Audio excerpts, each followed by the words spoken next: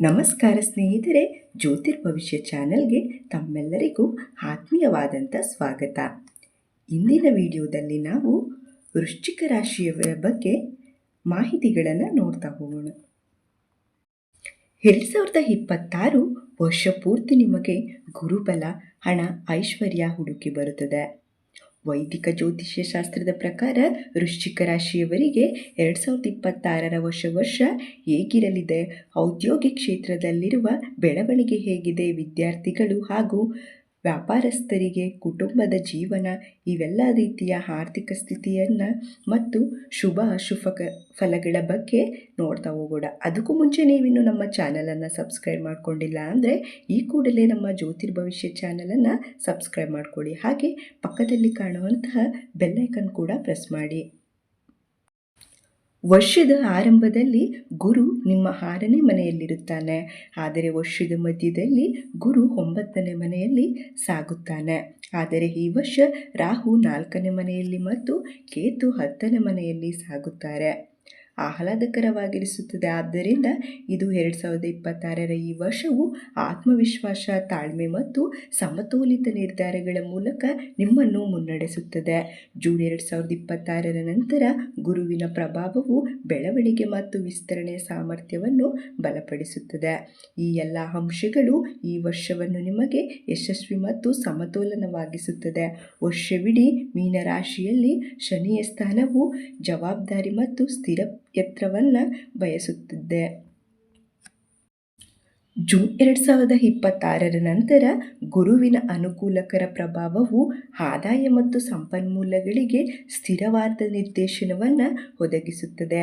ಆದಾಯ ಮೂಲಗಳು ಸ್ಥಿರವಾಗಿರುತ್ತವೆ. ಹೂಡಿಕೆಗಳು ಮತ್ತು ವಹಿವಾಟು ಅವಕಾಶಗಳು ಉದ್ಯಮಿಗಳಿಗೆ ಪ್ರಯೋಜನಕಾರಿಯಾಗಬಹುದು. ಅಕ್ಟೋಬರ್ ನಂತರ ಹಣಕಾಸಿನ ವಿಷಯಗಳಲ್ಲಿ ಸ್ಪಷ್ಟತೆ ಮತ್ತು ವಿಶ್ವಾಸ ಹೆಚ್ಚಾಗುತ್ತದೆ. ಡಿಸೆಂಬರ್ 26 ಆಸುಪಾಸಿನಲ್ಲಿ ರಾಹು-ಕೇತು ಸಂಚಾರವು ಹಣಕಾಸಿನ ಆದ್ಯತೆಗಳನ್ನು ಬದಲಾಯಿಸಬಹುದು. ಈ ವರ್ಷ ಆರ್ಥಿಕ ಶಿಸ್ತು ಮತ್ತು ದೂರದೃಷ್ಟಿಯನ್ನು ಅಳವಡಿಸಿಕೊಳ್ಳಲು ನಿಮ್ಮನ್ನು ಪ್ರೇರೇಪಿಸುತ್ತದೆ. ಈ ವರ್ಷ ಆಸ್ತಿಗೆ ಸಂಬಂಧಿಸಿದ ವಿಷಯಗಳು ಸಹ ಪರಿಹರಿಸಲ್ಪಡುತ್ತವೆ ಮತ್ತು ಆಸ್ತಿ ಸಂಬಂಧಿತ ಕೆಲಸದಲ್ಲಿ ನೀವು ಪ್ರಯೋಜನಗಳನ್ನು ಪಡೆದುಕೊಳ್ತೀರಾ. ಇನ್ನು ಯಾರಿಗೆಲ್ಲ ಕೆಲಸವಿಲ್ಲದೆ ಪರದಾಡುತ್ತಿದ್ದೀರೋ ಅವರಿಗೆ 2026 ವರ್ಷವು ವೃತ್ತಿ ಜೀವನದಲ್ಲಿ ಸಾಧನೆಗಳನ್ನು ತರುತ್ತದೆ. ಆಲ್ರೆಡಿ ನೀವು ಕೆಲಸ ಮಾಡ್ತಾ ಇದ್ದರೆ ಆ ಕೆಲಸದಲ್ಲಿ ನಿಮಗೆ ಏಳಿಗೆ ಮತ್ತು ಬೇರೆ ರೀತಿಯ ಪೋಸ್ಟ್ಗಳು ಸಿಗುವಂತಹ ಅವಕಾಶಗಳನ್ನು ತಂದಿಡುತ್ತಿದೆ. ಜೂನ್ 2026 ನಂತರ ಕರ್ಕ ರಾಶಿಯಲ್ಲಿ ಗುರುವಿನ ಪ್ರಭಾವ ಬೆಳವಣಿಗೆ ಮತ್ತು ಸಹಯೋಗಕ್ಕೆ ಅವಕಾಶಗಳನ್ನು ಹೆಚ್ಚಿಸುತ್ತದೆ. ಹೊಸ ಅವಕಾಶಗಳನ್ನು ತಂದುಕೊಡುತ್ತದೆ. ನಿಮ್ಮನ್ನು ಗುರುತಿಸುವವರ ಸಂಖ್ಯೆಯೂ ಕೂಡ ಹೆಚ್ಚಾಗುತ್ತದೆ. ಹೊಸ ಸಂಪರ್ಕಗಳು ಮತ್ತು ಪ್ರಾಯೋಗಿಕ ನಿರ್ಧಾರಗಳಿಂದ ಪ್ರಯೋಜನಗಳನ್ನು ತರುತ್ತದೆ. ಹಾಗೆ ನಿರುದ್ಯೋಗಿಗಳಿಗೆ ಕೆಲಸದ ಭಾಗ್ಯವೂ ಕೂಡ ಇದೆ. ಅಕ್ಟೋಬರ್ ನಂತರ ಗುರುವಿನ ಸಿಂಹ ರಾಶಿ ಪ್ರವೇಶವು ನಿಮ್ಮ ನಾಯಕತ್ವದ ಸಾಮರ್ಥ್ಯವನ್ನು ಹೆಚ್ಚಿಸುತ್ತದೆ. ಹೆಚ್ಚಿನ ರೀತಿಯ ಕೌಶಲ್ಯಗಳನ್ನು ನೀವು ಕಲಿತುಕೊಳ್ಳುವುದು ಒಳ್ಳೆಯದು ಹಾಗೂ ಹೊಸ ವಿಷಯಗಳನ್ನು ಹೊಸದಾಗಿ ತಾಳ್ಮೆಯಿಂದ ನಿರ್ವಹಿಸಲು ಪ್ರಯತ್ನಿಸಬೇಕು ಮತ್ತು ಇದು ನಿಮ್ಮನ್ನು ಪ್ರೇರೇಪಿಸುತ್ತದೆ. ಇನ್ನು ಸತಿಪತಿಯರ ವಿಷಯಕ್ಕೆ ಬಂದರೆ ಇಬ್ಬರ ನಡುವೆ ಸಣ್ಣ ಪುಟ್ಟ ವಿಷಯಗಳಿಗೂ ಕೂಡ ವಿವಾದಗಳು ಸಹ ಕಂಡುಬರುತ್ತದೆ. ಆದರೆ ಇಬ್ಬರ ನಡುವಿನ ಪ್ರೀತಿಯು ಹೆಚ್ಚಾಗುತ್ತದೆ. ಈ ಸಣ್ಣ ಪುಟ್ಟ ಜಗಳವೇ ನಿಮ್ಮ ಪ್ರೀತಿಗೆ ಕಾರಣ ಅಂತ ಹೇಳ್ಬೋದು. ಸಣ್ಣ ಪುಟ್ಟ ಜಗಳಗಳಿಂದ ಬೇಸರಗೊಂಡಿರುವವರನ್ನು ಇಂಪ್ರೆಸ್ ಮಾಡುವುದಕ್ಕೆ ಅತಿಯಾದ ಒಂದು ಪ್ರೀತಿಯನ್ನು ನೀವು ಅವರಿಗೆ ವ್ಯಕ್ತಪಡಿಸ್ತಿದ್ದೀರಾ. ಅತಿಯಾದ ರೀತಿಯ ಪ್ರೀತಿಯನ್ನು ವ್ಯಕ್ತಪಡಿಸಬೇಕು ಮತ್ತು ಅವರ ಮನಸ್ಸಿನ ಭಾವನೆಗಳನ್ನು ಅರ್ಥ ಮಾಡಿಕೊಳ್ಳಬೇಕು. ಯಾವುದೇ ರೀತಿಯ ವಿವಾದವಿದ್ದರೆ ಅದನ್ನು ಮಾತುಕತೆಯ ಮೂಲಕ ಪರಿಹರಿಸಿಕೊಳ್ಳುವುದು ಜೀವನ ಸಂಗಾತಿಯ ಉತ್ತಮವಾದ ಆಯ್ಕೆ. ಪ್ರೀತಿ ಮತ್ತು ಕುಟುಂಬ ಜೀವನದಲ್ಲಿ ವೃಶ್ಚಿಕ ರಾಶಿಯವರಿಗೆ 2020 ಉತ್ತಮವಾದ ವರ್ಷ ಅಂತಲೇ ಹೇಳ್ಬೋದು. ಸಂಬಂಧಗಳು ಸಾಮರಸ್ಯದಿಂದ ಬೆಳೆಯುತ್ತವೆ ಮತ್ತು ಪರಸ್ಪರ ನಂಬಿಕೆ ಬಲಗೊಳ್ಳುತ್ತವೆ. ನಿಮ್ಮ ಆಲೋಚನೆಗಳು ಮತ್ತು ನಡವಳಿಕೆಯು ಸಕಾರಾತ್ಮಕ ಬದಲಾವಣೆಯನ್ನು ಅನುಭವಿಸುತ್ತದೆ. ಜೂನ್ 2026 ನಂತರ ಗುರುವಿನ ಪ್ರಭಾವವು ಭಾವನಾತ್ಮಕ ಸ್ಪಷ್ಟತೆಯನ್ನು ಹೆಚ್ಚಿಸುತ್ತದೆ. ಪ್ರೀತಿಯಲ್ಲಿ ಸ್ಥಿರತೆಯನ್ನು ಬಯಸುವವರಿಗೆ ಈ ಸಮಯವು ಸಕಾರಾತ್ಮಕ ಫಲ ತರುತ್ತದೆ. ಮನೆಯಲ್ಲಿ ಒಪ್ಪಿಸಿ ವಿವಾಹವಾಗುವಂತಹ ಎಲ್ಲ ಸೂಚನೆಗಳು ಕೂಡ ಕಂಡುಬರುತ್ತವೆ. ವರ್ಷದ ಮಧ್ಯದಲ್ಲಿ ಅಥವಾ ಕೊನೆಯ ಗಳಿಗೆಯಲ್ಲಿ ಶುಭ ಘಟನೆಗಳು ನಡೆಯಲಿದೆ. ನಿಮ್ಮ ಕುಟುಂಬ ಜೀವನದಲ್ಲಿ ನಿಮ್ಮ ಪ್ರಭಾವ ಮತ್ತು ಗೌರವ ಕೂಡ ಹೆಚ್ಚಾಗುತ್ತದೆ. ಮಕ್ಕಳು ನಿಮ್ಮನ್ನು ಅತಿಯಾಗಿ ಪ್ರೀತಿಸುತ್ತಾರೆ. ಇನ್ನು ವಿದ್ಯಾರ್ಥಿಗಳು 2026ನೇ ವರ್ಷವು ಅನುಕೂಲಕರವಾಗಿರುತ್ತದೆ. ವರ್ಷದ ಆರಂಭದಲ್ಲಿ ನೀವು ನಿಮ್ಮ ಕಠಿಣ ಪರಿಶ್ರಮ ಮತ್ತು ಪ್ರಯತ್ನಗಳನ್ನು ಹೆಚ್ಚಿಸುತ್ತೀರಿ ಮತ್ತು ಈ ವರ್ಷ ನೀವು ಮಾಡುವ ಪ್ರಯತ್ನಗಳಿಗೆ ಒಳ್ಳೆಯ ರೀತಿಯ ಯಶಸ್ಸನ್ನು ಸಾಧಿಸುವಿರಿ. ಜೂನ್ 26ರಿಂದ ಗುರುವಿನ ಪ್ರಭಾವವು ಅಧ್ಯಯನದ ಬಗ್ಗೆ ನಿಮ್ಮ ತಿಳುವಳಿಕೆ ಮತ್ತು ದೃಷ್ಟಿಕೋನವನ್ನು ಹೆಚ್ಚಿಸುತ್ತಾ ಇದೆ. ಆದ್ದರಿಂದ ಶೈಕ್ಷಣಿಕ ಕ್ಷೇತ್ರದಲ್ಲಿ ನೀವು ಉತ್ತಮ ಪ್ರಗತಿಯನ್ನು ಸಾಧಿಸುತ್ತೀರಿ. ಎಲ್ಲ ರೀತಿಯ ಪರೀಕ್ಷೆಗಳಲ್ಲಿ ತೇರ್ಗಡೆಯನ್ನು ಪಡೆದುಕೊಳ್ಳುತ್ತೀರಿ ಹಾಗೂ ಉತ್ತಮವಾದ ಅಂಕಗಳನ್ನು ಪಡೆದುಕೊಳ್ಳುತ್ತೀರಿ. ಉನ್ನತ ಶಿಕ್ಷಣವನ್ನು ಬಯಸುತ್ತಿರುವಂತಹ ವಿದ್ಯಾರ್ಥಿಗಳಿಗೆ ಸರಿಯಾದ ನಿರ್ದೇಶನ, ಆಸಕ್ತಿಯನ್ನು ಬೆಳೆಸಿಕೊಳ್ಳುತ್ತೀರಾ ಹಾಗೂ ವಿವಿಧೆಡೆಯಲ್ಲಿ ವಲಸೆ ಹೋಗುವಂತಹ ಅವಕಾಶಗಳು ಕೂಡ ಕಂಡುಬರುತ್ತದೆ ಮತ್ತು ಸಮಯಗಳು ಬರುತ್ತದೆ. ಅದನ್ನು ನೀವು ಎಂದಿಗೂ ವ್ಯರ್ಥ ಮಾಡಿಕೊಳ್ಳೋದಕ್ಕೆ ಹೋಗಬೇಡಿ. 2026 ಉದ್ದಕ್ಕೂ ಮೀನರಾಶಿಯಲ್ಲಿ ಶನಿಯ ಪ್ರಭಾವ ಅಡಿಯಲ್ಲಿ ಶಿಸ್ತು ಮತ್ತು ನಿಯಮಿತ ದಿನಚರಿ ಆದ್ಯತೆಯಾಗಿ ಉಳಿಯುತ್ತದೆ. ವರ್ಷದ ಆರಂಭದಲ್ಲಿ ಸಣ್ಣ ಪುಟ್ಟ ಸಮಸ್ಯೆ ಉದ್ಭವಿಸಬಹುದು, ಆದರೆ ಅಪಾಯದ ನಿರ್ಧಾರವನ್ನು ತೆಗೆದುಕೊಳ್ಳುವುದನ್ನು ನೀವು ತಪ್ಪಿಸಬೇಕು. ಮಾನಸಿಕ ಶಾಂತಿಯನ್ನು ಕಾಪಾಡಿಕೊಳ್ಳಬೇಕು. 2026 ನಂತರ ನಿಮ್ಮ ಶಕ್ತಿಯ ಮಟ್ಟಗಳು ಕ್ರಮೇಣ ಹೆಚ್ಚಾಗುತ್ತವೆ. ಹೆಚ್ಚಿದ ಕೆಲಸದ ಹೊರೆಗಳು ಆಯಾಸಕ್ಕೆ ಕಾರಣವಾಗಬಹುದು, ಆದ್ದರಿಂದ ಸಾಕಷ್ಟು ವಿಶ್ರಾಂತಿಯ ಅಗತ್ಯವಿರುತ್ತದೆ. ಬೊಜ್ಜು ಮತ್ತು ಯಕೃತ್ತಿಗೆ ಸಂಬಂಧಿಸಿದಂಥ ಅನೇಕ ರೀತಿಯ ಕಾಯಿಲೆ ಅಥವಾ ಆರೋಗ್ಯ ಹದಗೆಡುವ ಸಮಯ ಬರುತ್ತದೆ.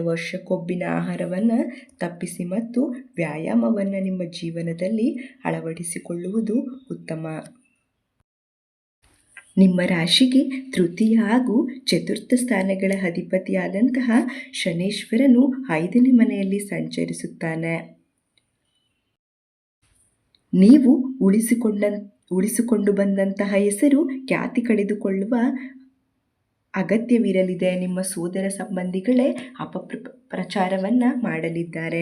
ಇನ್ನೇನು ನಿಮ್ಮ ಶ್ರಮದ ಫಲ ಕೈಗೆ ಸಿಗಬೇಕು ಎನ್ನುವಷ್ಟರಲ್ಲಿ ಸಿಗದಂತೆ ಆಗಲಿದೆ. ನಿಮಗೆ ಕಾಣಿಸಿಕೊಳ್ಳುವ ಆರೋಗ್ಯ ಸಮಸ್ಯೆಯ ಮೂಲ ಯಾವುದು ಎಂಬುದನ್ನು ಗುರುತಿಸುವುದಕ್ಕೆ ಸಾಧ್ಯವಾಗುವುದಿಲ್ಲ.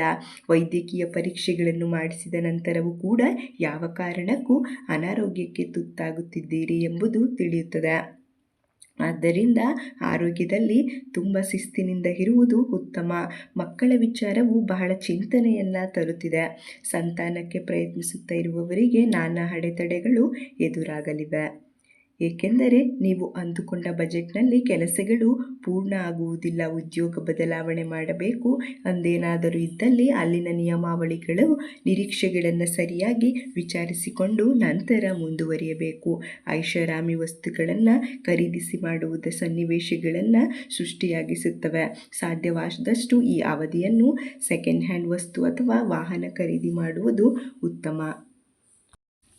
ಇನ್ನು ಭೂಮಿಗೆ ಸಂಬಂಧಪಟ್ಟಂತಹ ವಿಷಯಗಳು ಕೋರ್ಟ್ನಲ್ಲಿ ಚರ್ಚೆ ನಡೆಸುತ್ತಿದ್ದರೆ ವಾದವು ನಿಮ್ಮ ಪರವಾಗಿ ಆಗಲಿದೆ. ಯಶಸ್ಸು ಕೂಡ ನಿಮ್ಮದಾಗಲಿದೆ. ಆದರೆ ನೀವು ನ್ಯಾಯಯುತ ದಾರಿಯಲ್ಲಿ ನಡೆಯುವುದಾಗಿದ್ದರೆ ಮಾತ್ರ ಅದು ನಿಮಗೆ ಯಶಸ್ಸನ್ನು ತಂದುಕೊಡುತ್ತದೆ. ಹಾಗೆ ಭೂಮಿಯನ್ನು ಪರ್ಚೇಸ್ ಮಾಡುವಂತಹ ಯೋಗ ಕೂಡ ಈ ವರ್ಷ ನಿಮಗೆ ಬರಲಿದೆ. ಹೌದು, ಸೈಟ್ ಅಥವಾ ಫ್ಲ್ಯಾಟ್ಗಳನ್ನು ನೀವು ಈ ವರ್ಷ ಖಂಡಿತವಾಗಿಯೂ ಕೂಡ ಖರೀದಿಯನ್ನು ಮಾಡುತ್ತೀರಿ. ಆಲ್ರೆಡಿ ನಿಮಗೆ ಸೈಟ್ ಅಥವಾ ಫ್ಲ್ಯಾಟ್ ಇತ್ತು ಅಂದರೆ ಒಂದು ವೇಳೆ ಮನೆ ಕಟ್ಟುವುದರ ಬಗ್ಗೆ ಯೋಚನೆಯನ್ನು ಮಾಡುವುದಕ್ಕೆ ಪ್ರಾರಂಭವನ್ನು ಮಾಡ್ತಾ ಇದ್ದೀರಿ ಅಂತಲೂ ಹೇಳಬಹುದು. ಹಾಗೆ ಯಾವುದೇ ಭೂಮಿ ಅಥವಾ ಯಾವುದೇ ಫ್ಲ್ಯಾಟ್ಗಳನ್ನು ಖರೀದಿಸಿ ಮಾಡುವ ಮುನ್ನ ದಾಖಲಾತಿಗಳ ವಿಷಯದಲ್ಲಿ ಯಾವುದೇ ರಾಜಿ ಮಾಡಿಕೊಳ್ಳಬೇಡಿ. ವಕೀಲರ ಸಲಹೆಯನ್ನು ಪಡೆದುಕೊಂಡು ಹೆಜ್ಜೆ ಮುಂದಕ್ಕೆ ಇಡಬೇಕು. ಗ್ಯಾಜೆಟ್ಗಳು, ಮೊಬೈಲ್, ಲ್ಯಾಪ್ಟಾಪ್ ಇಂತಹವುಗಳು ಏನೇ ಖರೀದಿ ಮಾಡಬೇಕು ಎಂದರೂ ಕೂಡ ಅಗತ್ಯ ಇದ್ದರಷ್ಟೇ ಮಾತ್ರ ಕೊಂಡುಕೊಳ್ಳಿ. ಉದ್ಯೋಗ ಸ್ಥಳದಲ್ಲಿ ಕೆಲವು ಸನ್ನಿವೇಶ ನಿಮಗೆ ಮಾನಸಿಕ ಖಿನ್ನತೆಯನ್ನು ತರಲಿದೆ. ನಿಮ್ಮ ಏಳ್ಗೆ ಶ್ರೇಯಸ್ಸು ಸಹಿಸಲು ಸಾಧ್ಯವಾಗದೆ ಕೆಲವರು ದೂರುಗಳನ್ನು ನೀಡಿದ್ದಾರೆ. ಇದರಿಂದ ನಿಮಗೆ ತೊಂದರೆ ಅಂತೇನೂ ಆಗದಿದ್ದರೂ ಮಾನಸಿಕವಾದ ಕಿರಿಕಿರಿ ಇರಲಿದೆ. ಕುಟುಂಬದಲ್ಲಿ ಹಿರಿಯರ ಸದಸ್ಯರಿಂದ ಆರೋಗ್ಯ ಸಮಸ್ಯೆದ ಆತಂಕವನ್ನು ಕಾಣಲಿದೆ. ವೈದ್ಯಕೀಯ ಸಲಹೆಯು ಬಹಳ ಮುಖ್ಯವಾಗಿರುತ್ತದೆ. ಈ ಎಲ್ಲ ಸಮಸ್ಯೆಗಳನ್ನು ಹೋಗಲಾಡಿಸುವುದಕ್ಕೆ ಸರಿಯಾದ ರೀತಿಯ ಪರಿಹಾರಗಳನ್ನು ಮುಂದೆ ನೋಡೋಣ. ಶನಿ ಗುರು ಆರಾಧನೆಯನ್ನು ಮಾಡಿಕೊಳ್ಳಿ. ಹೌದು, ಮನೆಯಲ್ಲಿಯೇ ನಿಮ್ಮ ಶನಿ ಮತ್ತು ಗುರುವಿನ ಆರಾಧನೆಯನ್ನು ಮಾಡಿಕೊಳ್ಳಿ. ಹಾಗೆ ದುರ್ಗಾದೇವಿ ಅಥವಾ ಗಣಪತಿಯ ಸ್ತೋತ್ರಗಳನ್ನು ಹೇಳಿಕೊಳ್ಳಿ ಅಥವಾ ಕೇಳಿಸಿಕೊಳ್ಳಿ. ಹಾಗೆ ಈ ವಿಡಿಯೋ ನಿಮಗೆ ಇಷ್ಟ ಆಗಿದ್ದಲ್ಲಿ ಓಂ ಶನೇಶ್ವರಾಯ ನಮಃ ಅಥವಾ ದುರ್ಗಾದೇವಿಯೇ ನಮಃ ಎಂದು ಕಮೆಂಟ್ ಮಾಡಿ. ಹಾಗೆ ನಿಮ್ಮ ಸ್ನೇಹಿತರು ಅಥವಾ ಬಂಧುಗಳು ಈ ರಾಶಿಯವರೇ ಆಗಿದ್ದಲ್ಲಿ ಅವರಿಗೂ ಕೂಡ ಈ ಒಂದು ಮಾಹಿತಿಯನ್ನು ತಲುಪಿಸಿ. ವಿಡಿಯೋಗೆ ಬಂದು ಲೈಕ್ ಕೊಡಿ. ಶುಭ ದಿನ ಶುಭವಾಗಲಿ. ಧನ್ಯವಾದಗಳು.